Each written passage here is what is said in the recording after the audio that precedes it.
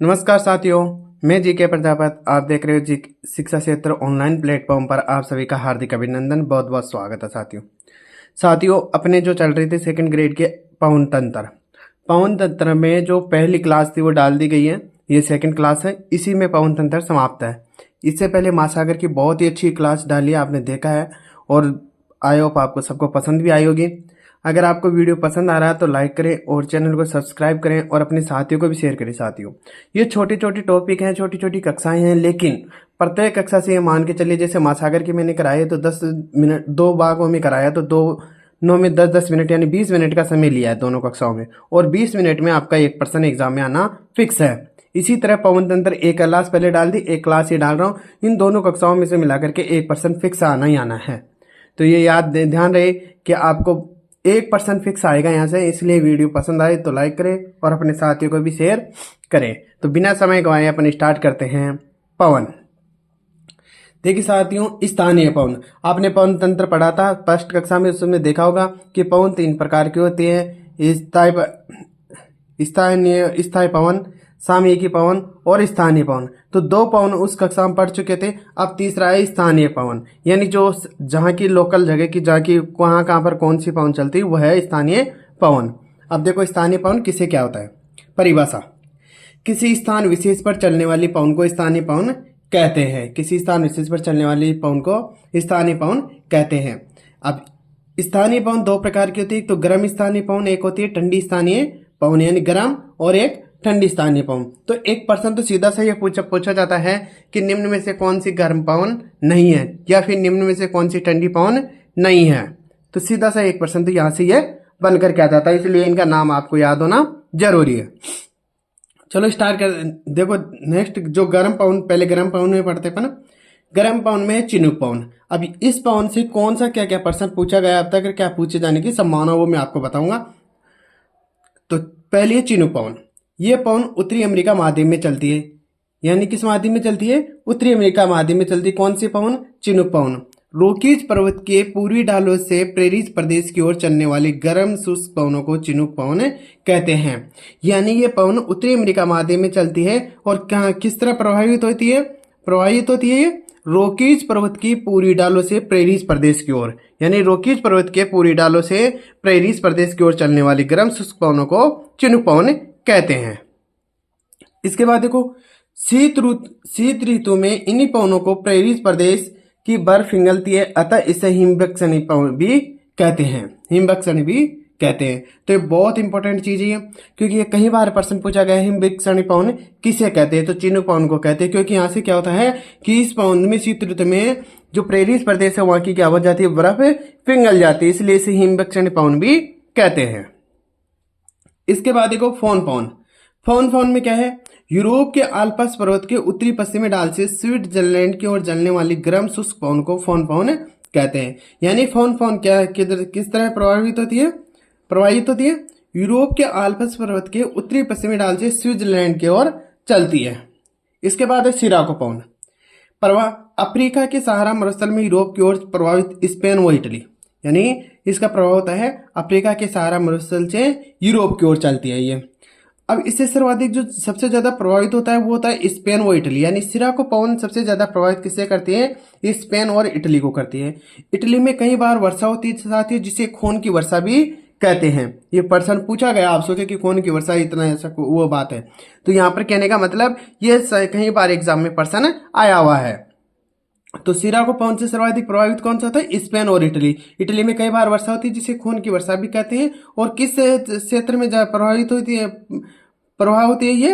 Africa के सहारा मरुस्थल से यूरोप की ओर चलती है। अब देखो साथियों, अन्य देशों में अन्य नाम, यानी जो सिराको पवन है अन्य किस देश में किस नाम से जाना जाता है इसको, क्योंकि स्थानीय पवन है तो अलग अलग देशों में अलग अलग जगह पर इन्हें अलग अलग नामों से जाना जाता है। तो सिराको पवन कहते हैं अन्य नाम, देशों में अन्य नाम। देखो इटली है, इटली में सिराको कहते हैं, स्पेन में लेवेस कहते हैं, और लीबिया में गिबली, ट्यूनीशिया में चिल्ली, सहारा अरब मरुस्थल में सिमुम कहते हैं। यानी ट्यूनीशिया में चिल्ली पर्सन पूछा गया है, और सहारा अरब मरुस्थल में सिमुम। ये स्पेन में लेविस भी पर्सन आया हुआ है। मिस्र खमसिन, कनारिया व मंडेरिया कीप कि में क्या कहा जाता है, इसे लिस्ट कहा जाता है। यानी ये देश है जो इनमें क्या कहा जाता है, इनको अलग अलग नामों से जाना जाता है। तो ये नाम याद रखना कि भाई इटली में क्या बोलते हैं, स्पेन में क्या बोलते हैं, मिस्र में क्या बोलते हैं, और सारा अरब मुरस्तुल में क्या बोलते हैं, लीबिया में क्या बोलते हैं।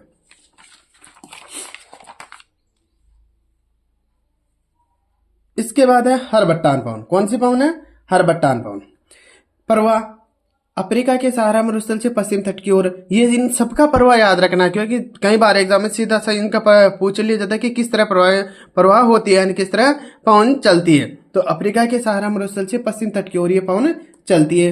हरबट्टान गिनी के तट पर इसे डॉक्टर कहा जाता है। बहुत इंपॉर्टेंट चीज है, न जाने कितनी बार एग्जाम में प्रश्न पूछा गया ये कि डॉक्टर किस पवन को कहा जाता है, हरबट्टान को। याद रखना, गिनी के तट पर इसे क्या कहा जाता है, डॉक्टर कहा जाता है। अन्य देशों में अन्य नाम, यानी अन्य देशों में इसे भी किस नाम से जाना जाता है, देखो ऑस्ट्रेलिया के ग्रेट विक्टोरिया मरुस्थल में से ब्रिक फील्डर के नाम से जाना जाता है। ऑस्ट्रेलिया के ग्रेट विक्टोरिया मरुस्थल में ब्रिक फील्डर के नाम से जाना जाता है। पारस की खाड़ी में इसे शामल कहते हैं, और संयुक्त राज्य अमेरिका में इसे ब्लैक रोलर कहते हैं, यानी संयुक्त राज्य अमेरिका में ब्लैक रोलर कहते हैं।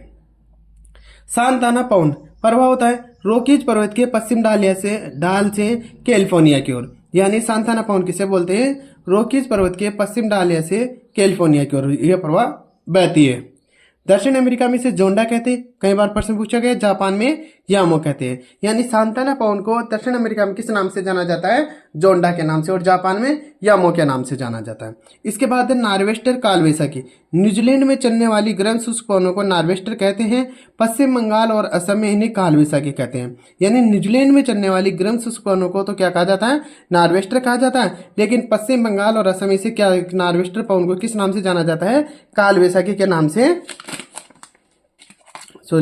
कालवैसाखी के नाम से जाना जाता है। यानी नार्वेस्टर को न्यूजीलैंड में कहा जाता है, और नार्वेस्टर पवन को पश्चिम बंगाल और असम में किस नाम से जाना जाता है, कालवैसाखी पवन के नाम से जाना जाता है।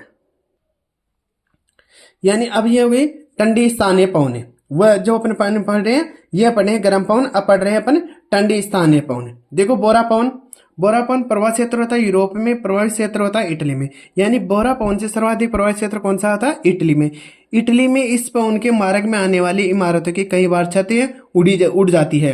ये कई बार प्रश्न आया हुआ है यहाँ से ना, कि बोरा पवन से क्या होता है कि सर्वाधिक प्रभावित होता है इटली क्षेत्र होता है, और ये प्रवाह के क्षेत्र में कहाँ पर बहती है, ये यूरोप में चलती है ना। इसका यूरोप का इटली क्षेत्र जो सर्वाधिक प्रभावित करता है। यहाँ पर क्या होती है, कई बार इसके रास्ते में जो छतें आती है मकानों की, तो वो छतें उड़ जाती है, ऐसी तीव्र गति से पवन प्रवाह करती बताई। मिस्टल, ये स्पेन और फ्रांस के चलने वाली ठंडी शुष्क गति वाली पवन है। मिस्टल को देखो, ये क्या है, स्पेन और फ्रांस के में चलने वाली ठंडी शुष्क गति पवन है। ये विमानों की गति को सर्वाधिक प्रभावित करती है। अब सीधा सा प्रश्न बन जाता है कि विमानों की गति सर्वाधिक किस पवन से प्रभावित होते हैं, तो किस पवन से होती है, मिस्टल पवन से। इसके बाद ब्लिजर्ड साइबेरिया, कनाडा और संयुक्त राज्य अमेरिका में चलने वाली ठंडी शुष्क हिमकणों से युक्त पवन है। यानी ब्लिजर्ड किसे बोलते हैं, जो इनमें चलती है, इनको ब्लिजर्ड पवन कहते हैं। इसी पवन के कारण वातावरण में दृश्यता कम होती है। संयुक्त राज्य अमेरिका में इसे नार्दन कहते हैं। ये भी पूरे प्रश्न एग्जाम में आया हुआ है कि ब्लिजर्ड किसे कहते हैं, संयुक्त राज्य अमेरिका में इसे नार्दन के नाम से नार्दन कहते हैं। यानी जो एग्जाम में प्रश्न पूछे गए उन प्रश्नों को भी मैंने यहाँ पर शामिल किया है साथियों। पेम्परो दक्षिण अमेरिका, अर्जेंटीना, यूरुग्वे में चलने वाली ठंडी शुष्क पवन है। यानी दक्षिण अमेरिका, अर्जेंटीना, यूरुग्वे में चलने वाली ठंडी शुष्क पवन है। इसके बाद है प्रगा या पर्क पवन। रूसी टुंड्रा में चलने वाली शुष्क पवन को प्रगा या पर्क पवन कहते हैं। इसके बाद है जेट स्ट्रीम या उच्च स्तरीय वायु परिसंचरण। जेट स्ट्रीम उच्च स्तरीय वायु परिसंचरण, ये सौभ मंडल में चलती है, पश्चिम से पूर्व की ओर प्रभावित होती है। आपको याद रखना किस तरह कैसे बहती है, पश्चिम से पूर्व की ओर चलती है साथियों। ये सर्पिलाकार मार्ग पर चलने वाली तीव्र गति से पवन होती है। और किस आकार में प्रवाह होती है, ये सर्पिलाकार के मार्ग में चलती है। द्वितीय विश्व युद्ध के दौरान B-19 वायुयान बम वर्जित विमानों के द्वारा इसकी खोज की गई थी, वैज्ञानिकता रोसवी। तो किस पवन को, जेट स्ट्रीम पवन को रोसवी पवन भी कहते हैं। यानी जेट स्ट्रीम जो पवन है उसको रोसवी पवन भी कहते हैं। तो याद रखना, जेट स्ट्रीम पवन की खोज कब हुई थी, द्वितीय विश्व युद्ध के दौरान खोज थी। ये प्रश्न में आया हुआ है एग्जाम में। यानी किस पवन की खोज द्वितीय विश्व युद्ध के दौरान हुई थी, तो जेट स्ट्रीम पवन की द्वितीय विश्व युद्ध के दौरान इसकी खोज हुई थी। ये सर्पिलाकार मार्ग में चलती है, ये पश्चिम से पूर्व की ओर प्रवाह बहती है। तो साथियों ये थे पवन से संबंधित जितना भी फैक्ट जो क्वेश्चन बनने लायक थे, वो सारी बातें इन 2 कक्षाओं में मैं लेकर के आया हूँ। और यहाँ से फिक्स है, ये मान करके चलिए कि 1% आपके एग्जाम में आएगा क्योंकि छोटी छोटी टॉपिक है और छोटी छोटी टॉपिक में से 1% इनमें से आते ही आते हैं, फिक्स है ये मान के चलो आप। तो ठीक है दोस्तों, अगर वीडियो पसंद आए तो लाइक करें, चैनल को सब्सक्राइब करें और अपने साथियों को भी शेयर अवश्य करें। धन्यवाद साथियों।